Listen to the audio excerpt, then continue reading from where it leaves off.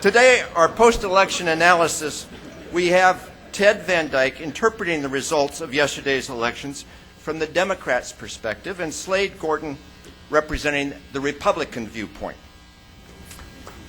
Moderating the discussion today will be Q13 Fox Evening News anchor, our member, Mark Wright. Please join me in welcoming all three to the podium now.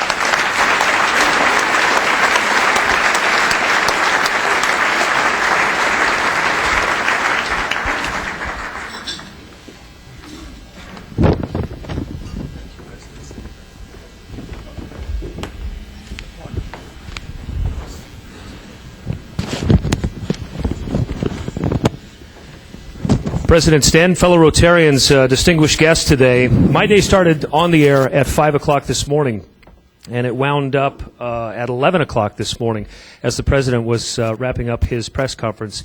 And I was riveted by 6 hours of watching this stuff and covering it. And somebody after the show said, why do you like politics? Why do you like covering it? Because it's so messy and it's so ugly. And I said, I like to cover politics because at the heart of every political debate is somebody's solution to a human problem. And I'm fascinated by that and the process by which we solve those problems. I'm humbled to be on the stage today with these two gentlemen, Slade Gorton, Ted Van Dyke. Thank you so much. The political wisdom between you is unbelievable, and we're going to learn a lot from you. So this really isn't a debate. What it's going to be is each of these gentlemen will lay out about 5 minutes, sort of a post-mortem on what happened on the election. After that, I'm going to do a little Q&A with them, and then I'm going to rove in the audience and let some of you ask some questions, because I know a lot of you have some questions. So, Slade, if you would come up first, Senator Gorton, to give your 5-minute post-mortem on what happened.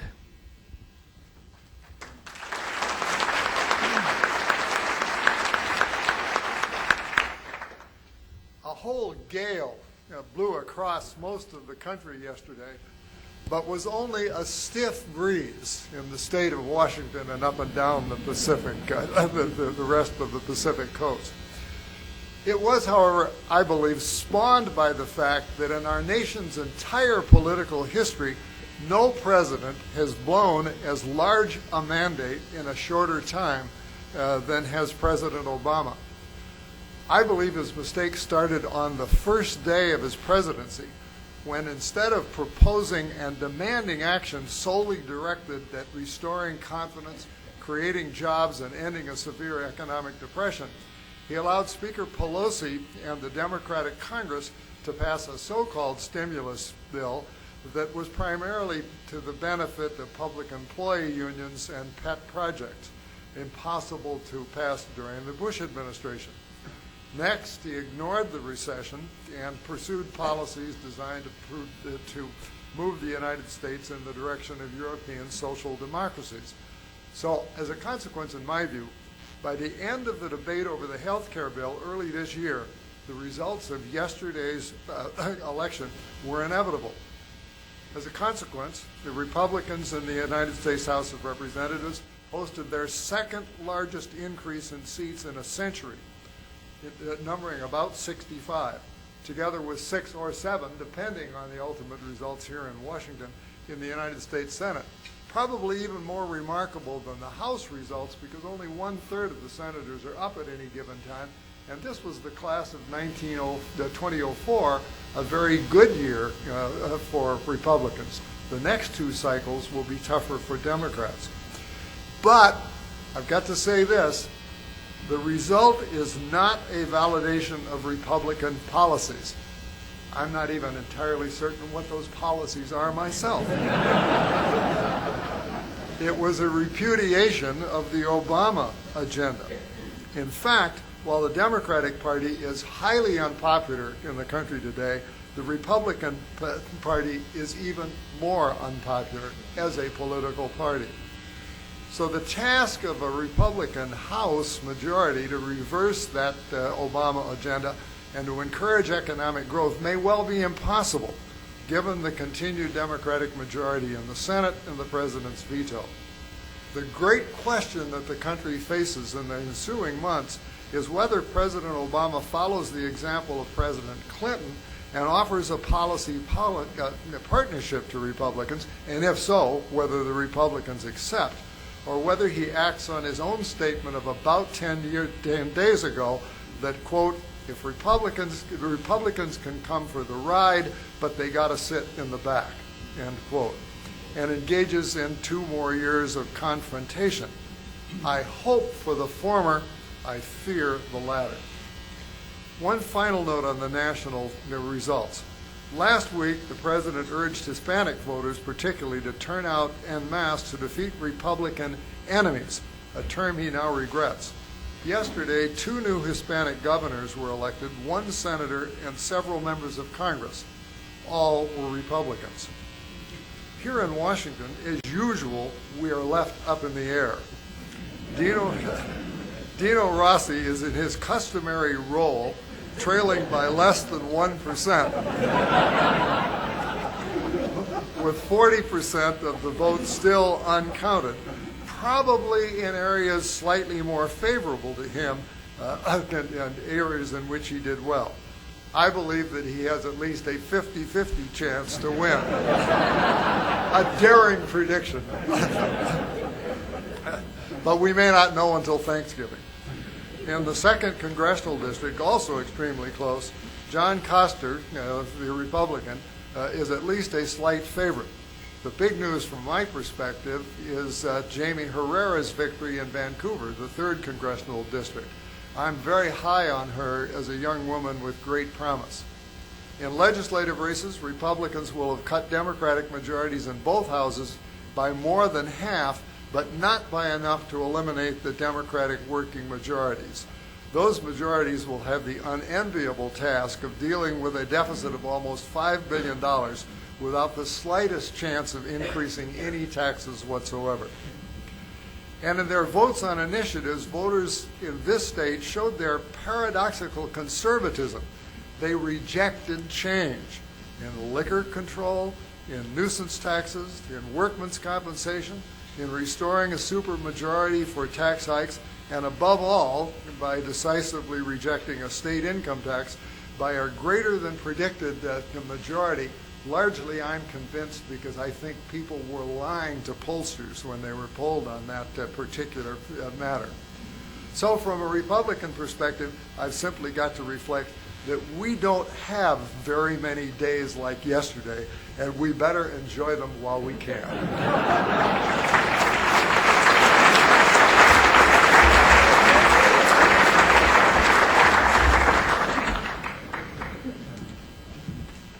Thank you. I want to thank Stan for plugging my book, written 3 years ago, in his introductory remarks, and for using a joke from that book.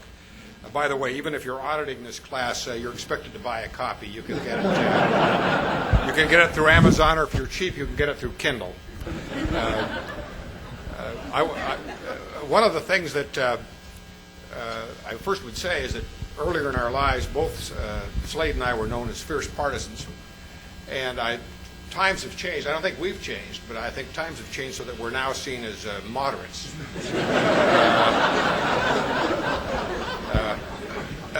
You may be surprised. No, I don't have a great disagreement with his analysis of what happened. I'll approach it from a little different vantage point, however. First of all, I was impressed by the degree that the system worked. You know, the Founding Fathers established the House of Representatives to be the body most responsive short-term to public opinion and shifts of opinion. In recent years, it's been very difficult for those shifts to take place because there's been so much gerrymandering that the seats are safe, few really competitive. So when you have a shift, as last night, of more than 60 seats, biggest shift since 1948, it's remarkable because it's very, very difficult in these gerrymandered districts to have that kind of outcome. Secondly, although the economy, everyone concedes, was the underlying irritant which caused a mandate for change, there was more to it than that. And I watched President Obama's press conference this morning, and I'm afraid to say I don't think he gets the rest of it yet. He may. I wrote a long essay early in 2009 in the Wall Street Journal as an open letter to the president saying He had overreached, that his sole agenda should be financial and economic stability, that by launching a big health care reform and other initiatives on top of those things, he was risking many, many Democratic congressional seats, et cetera, et cetera, et cetera. It all turned out the way I predicted. I take cold comfort from it. But I was told at the time that it was not well received by the president when he read it. And that's the problem. Most of the people I've worked with over time, including presidents, presidential candidates, have a very difficult time believing there's anything wrong with them or their proposals. Most of them say it's a communications problem, or people don't properly understand it, or as Obama said recently in this instance, these are fearful times and people are acting not out of reason but out of fear. No, there was a basic problem with the agenda, and there was a mandate against the agenda. Debt, very important. We now have record levels of long-term debt we have to deal with. No real opportunity for deficit reduction near term, although we'll try. Cap and trade will not pass, although the president has already indicated his intention to press it forward. There was also a great deal of distress, not just with the stimulus package, which was perceived as expensive and ineffectual, but by the really unprecedented federal involvements in the auto, housing, banking industries. They didn't know they were going to be owners of General Motors when they signed on. So all these things led to a big, big shift, and really it has brought the electoral map back to about where it was in 2000. We have big sea of red in the middle, blue on the two coasts, close numbers between Democrats and Republicans. We really are back to where we started. And that's the basis for which both Obama and congressional leaders must now proceed. Closely held Congress, divided power. Will they be able to do it? One thing that I have mixed feeling about is that Harry Reid was reelected. I'm glad to see Democrats did not lose another Senate seat. On the other hand, after this shift, one thing Democrats sorely need are faces other than Harry Reid's and Nancy Pelosi's as their leaders in the Congress. Harry Reid is back. I don't think he'll be challenged. I don't know what Nancy's going to do yet. She's the tradition, as you may know, is that when a speaker has a defeat like this, he or she usually steps down, leaves the Congress. This won't happen. Another alternative is that he or she remains in the Congress, but no longer attempts to be leader. I think in this instance, and it's happened once or twice before, she's not only going to remain, but she will remain minority leader. One reason is that her deputy, Steny Hoyer, here's her fierce rival, and I don't think she could tolerate his succeeding her. Secondly, the Democrats who lost in the House were by and large blue dog moderates. So the Democrats who remain are the liberal ones who were hardcore Pelosi supporters in the first place. So I think we'll enter the new year with the same Pelosi-Reid team. I'd kind of been hoping that Dick Durbin, Obama's companion from Illinois, might be the Democratic leader in the Senate, but no. We're back with the same faces and the same point of view, both of them highly partisan, and it will make it very, very difficult to adopt the kind of consensus-seeking policies that we're going to need in the next 2 years. I've been thinking about the mindset that has caused the president and some of those around him to approach the electorate as they have. You know, he ran as a consensus maker, bipartisan, end of partisan polarization, yet once in office really took a highly partisan one-party approach, letting the congressional committee chairs in his party do most of the drafting of key legislation. And I've been thinking of, maybe some of you remember Kemal Ataturk, who was known as the father of modern Turkey, who meant to modernize his country in a hurry, even if the benighted people in his country didn't fully realize what was good for them. And Ataturk made a famous statement. He said, "We must act for the people, against the people." And if you think of it, the administration in many ways has proceeded as if we really didn't know what was good for us. And some of us were dumb, as was said before, finding refuge in our churches or in our guns. But therefore, the administration and its allies had to plunge forward. My experience has been, particularly back in the Great Society days, working with Ted Kennedy and others, no major public initiative has ever succeeded that did not begin with bipartisan support. Instead, we went forward with health care, which at the end had 58% public opposition. Again, the theme, for the people, against the people. Even if they're too dumb to recognize it, we're going to do it. So it's this kind of mentality, I think, that has to be shed. And I had thought the President today, at the beginning of this press conference, would have said, the people have spoken, I have heard them, I get it. Didn't say it. Instead, our policies haven't yet had time to have their full effect. So it's understandable people didn't yet understand them and vote for us. Wrong. You've got to be in sync with the wishes of the American people, or any people a political leader proposes to lead. That's long enough on that. I'll just close with a couple of observations. We'll see what the President does now. I think he will attempt, he has no option but to try to deal on a bipartisan, collaborative basis. Otherwise, nothing will happen. There will be shakeups in his administration and in his White House staff. The strongest member of his administration, who's Defense Secretary Bob Gates, is leaving soon. He recently replaced Jim Jones as National Security Advisor with the worst kind of political hack. Axelrod, his close counselor, is going back to Chicago to work on the 2012 campaign. Rahm Emanuel, his chief of staff, is going back to Chicago to run for mayor. I'm worrying about who's coming. We'll have to see, because he really does need some large-minded, mature, able people to get him through these next 2 years.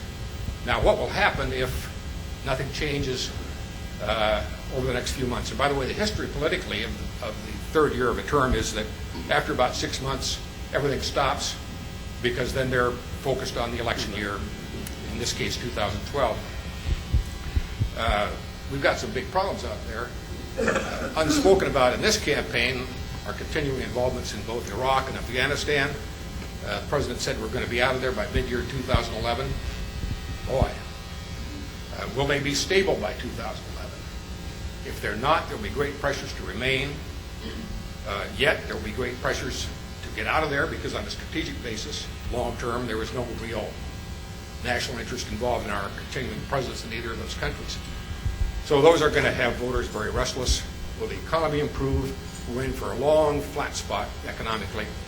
And perhaps it'll be a year from now before we get the 8% unemployment rate that the President said we'd have last summer. So we've really got some tough times ahead.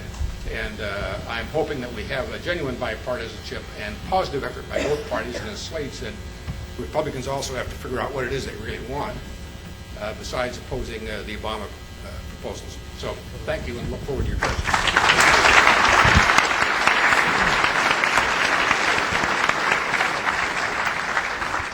Okay, since we're running a little short on time, I want to kind of rapid fire through some of this stuff. Let's touch on the Tea Party. Slade, give me your observations of the Tea Party's impact. Some people said that it forced everybody to talk about fiscal conservatism. What's your take on the Tea Party's impact? Well, on the negative side, the Tea Party cost the Republicans a chance to win the Senate by losing races in Colorado and Nevada and Delaware that otherwise could have been won. On the other hand, they provided the activism that restored an almost dead conservative party in the United States. You can remember at the beginning of this administration, it was predicted Republicans would lose ground in Congress, particularly in the Senate, this time around. My observation is that the new blood in the Republican Party always comes from the right. In the Democratic Party, it almost always comes from the left. And I think that many of the Tea Party people will be folded into the general Republican net over the course of the next couple of years. Ted? What Slade said is correct, and I'd add only one thing. The Tea Partiers have been variously characterized as racist or extremist nonsense. We've had such independent movements for a long, long time in our history. Ross Perot, Jimmy Carter, Reagan Democrats. There was always a populist uprising going out there in the electorate somewhere, and typically what happens before the next electoral cycle is that movement gets folded into one or both of the political parties. I expect that to happen again, and I expect their agenda to be adopted more greatly by both parties. This is the third president in a row that has won office with a majority in Congress, then lost it at the midterms. Slade, let's start with you. Why do you think that's happening, and how does this shift compare to those in the past 20 years? I can't improve on Ted's original talk on that. I think the president simply went in a different direction from about the people who elected him. He wanted to be a transformational president from a policy point of view. The people of the United States wanted economic recovery. In a sense, I suppose the same thing has happened to other presidents as well. That's a very closed society there in the White House. They always think they're the smartest people in the world. They know better than anyone else does about what we need, and they forget that they serve the people. Yeah, President Obama mentioned that fact of being in the bubble in his speech today. Ted, what would you advise the president to do for the next 2 years? First of all, I think he has to change his mindset. And secondly, recognize that nothing on the agenda is going to happen because we're approaching a 2012 national election unless he genuinely pulls in the Republican leaders from both houses of Congress, key committee chairs, as well as his own Democratic leaders, and talks to them on a basis. I've always used a story often. Years ago, I worked for Jean Monnet, who was so-called Mr. Europe, who had the idea of European unity in what is now the European Union. And I traveled around with him and wrote his speeches and so on. And he had one rule of thumb that has really stuck with me, and he used it in bringing warring countries in Europe together after generations of rivalry. And here it was. I thought of it as his table theory. And he said, let's presume there are two or more parties who have long-standing grievances, can't agree on anything.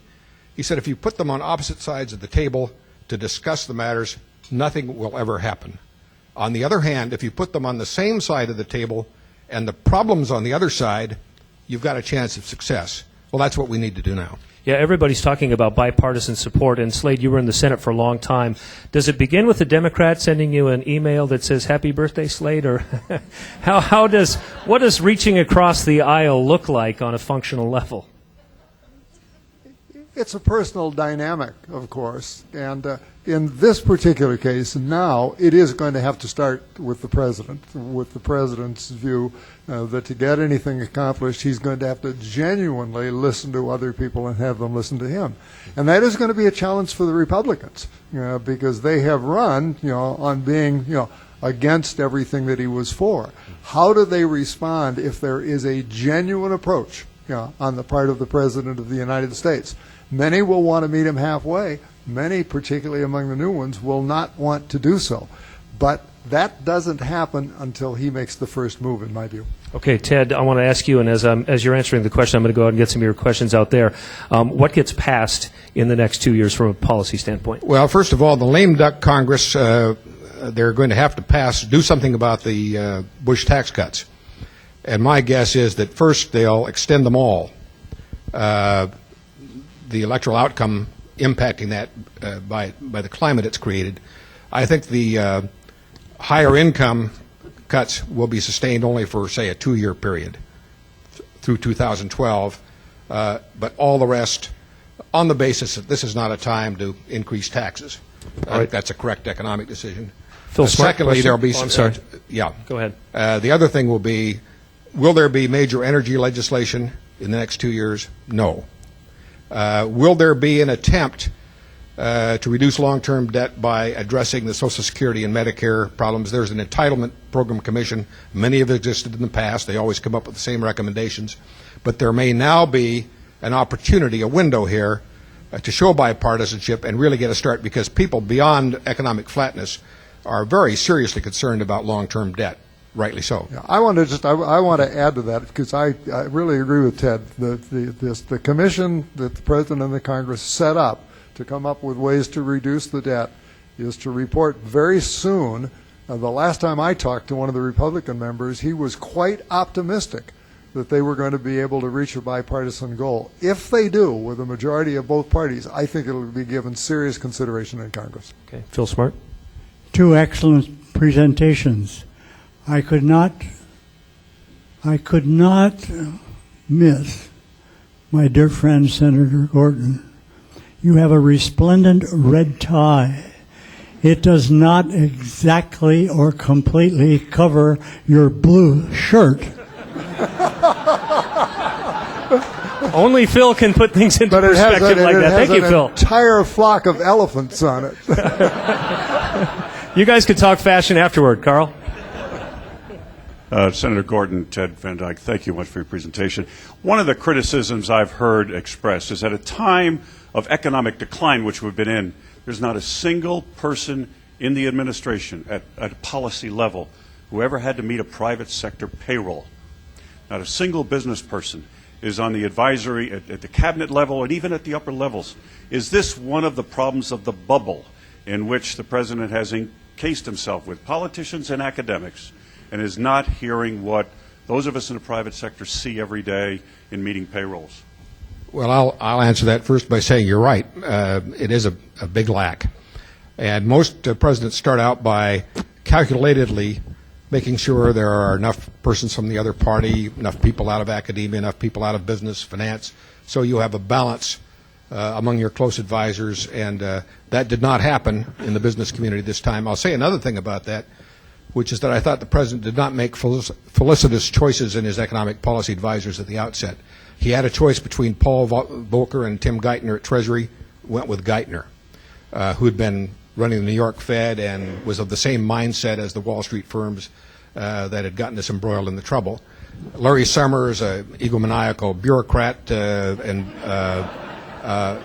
long gone now, long gone from his White House job.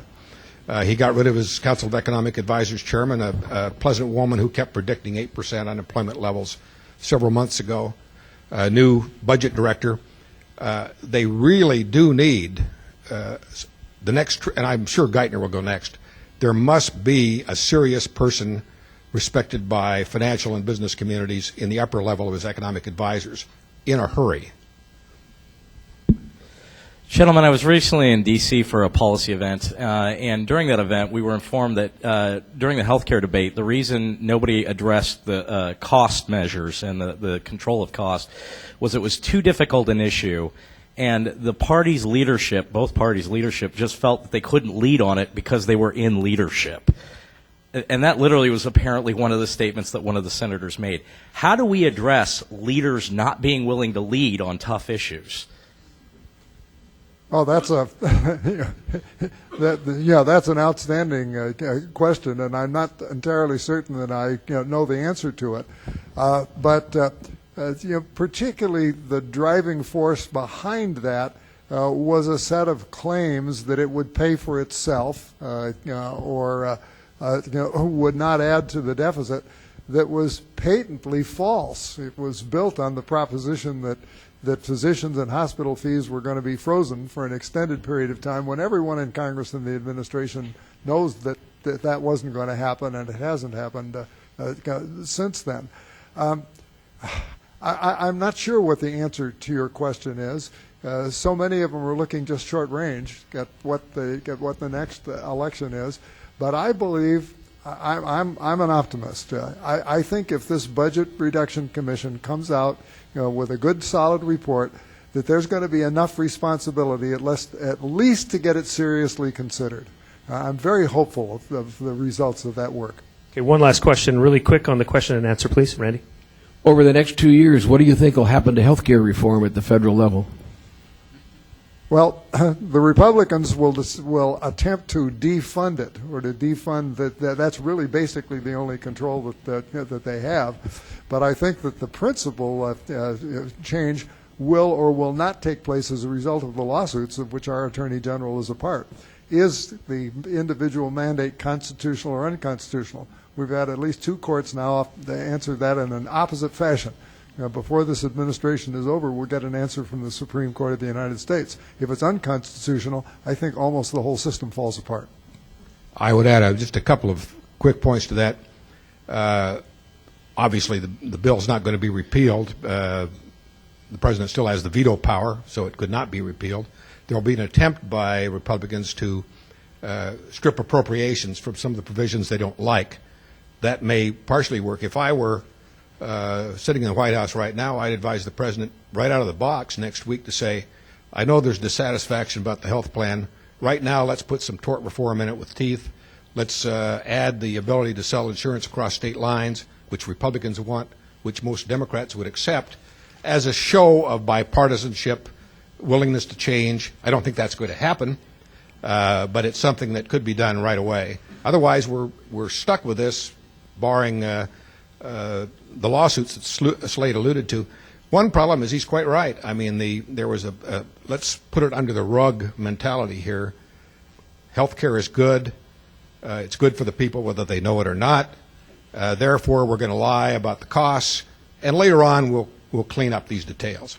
Well, it didn't work. People saw through it, and still a strong majority of Americans opposed the plan. All right. So, gentlemen, thank you so much for being here today. Let's give them both a round of applause.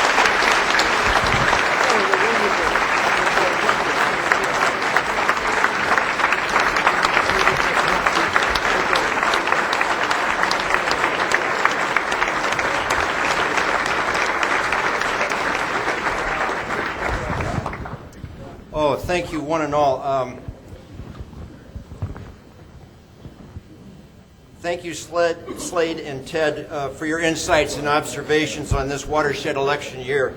And Mark, thank you for the usual fine job that you did with moderating the discussion. On a personal note, I long for the political discourse where positions of each party are respected and those of the opposition party are not simply regarded as an insalubrious street drug to which only universal bumper sticker response is just say no. To paraphrase Dan Evans from a few weeks ago, I would rather see politicians cross the aisle than cross the people. Thanks to all those who contributed to today's program and helped make it a great success. Thank you.